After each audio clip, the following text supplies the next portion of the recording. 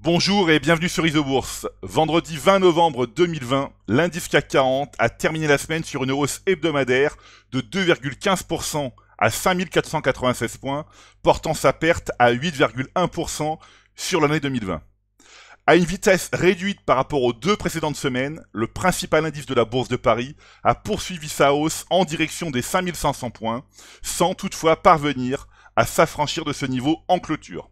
En 3 semaines, l'indice parisien a progressé de 900 points, soit une hausse de 19,6% depuis la fin du mois d'octobre 2020.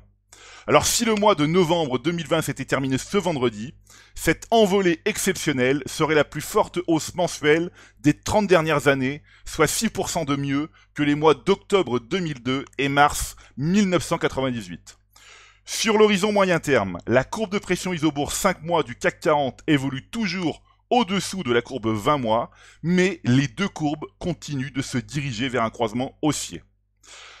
Alors si le croisement des courbes 5 et 20 périodes indique un retournement de tendance, le croisement des courbes de pression Isobourse 20 et 50 périodes indique quant à lui une accélération de tendance, généralement accompagnée d'une forte volatilité.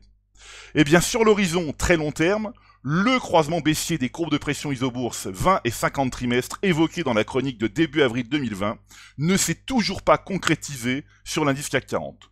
Au contraire, un rebond des deux courbes semble se dessiner à 5 semaines de la fin du 4e trimestre 2020.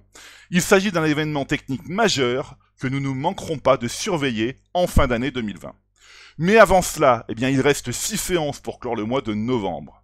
L'année 2020 étant incontestablement sous le signe de l'instabilité et de la volatilité, il ne faut pas baisser la garde, notamment sur les valeurs dont la tendance majeure, donc moyen terme, est toujours baissière. Après les secteurs de l'acier et des équipementiers automobiles traités dans les précédentes chroniques, intéressons-nous maintenant à un autre secteur important pour l'économie. L'analyse des principales banques de la zone euro et notamment la lecture du graphique en bas à droite montre que les valeurs bancaires baissières sont encore dominantes à moyen terme, mais qu'une amélioration est en cours.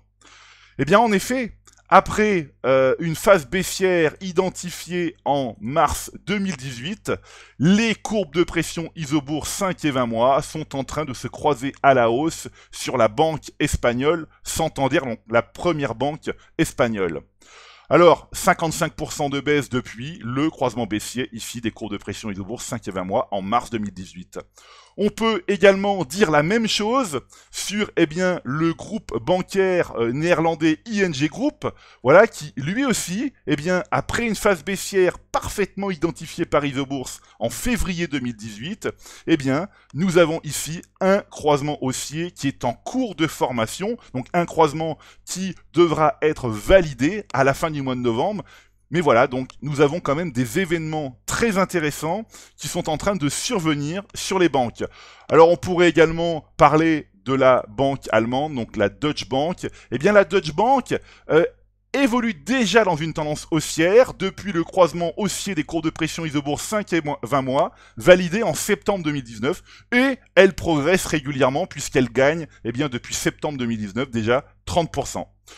Alors, quant aux banques françaises, on pourrait par exemple ici parler de Natixis qui perd encore 52% depuis. On voit que le croisement est encore loin. Certes, on voit que la courbe ici commence à se redresser, mais contrairement à la banque Santander et au groupe ING, le croisement est ici encore loin.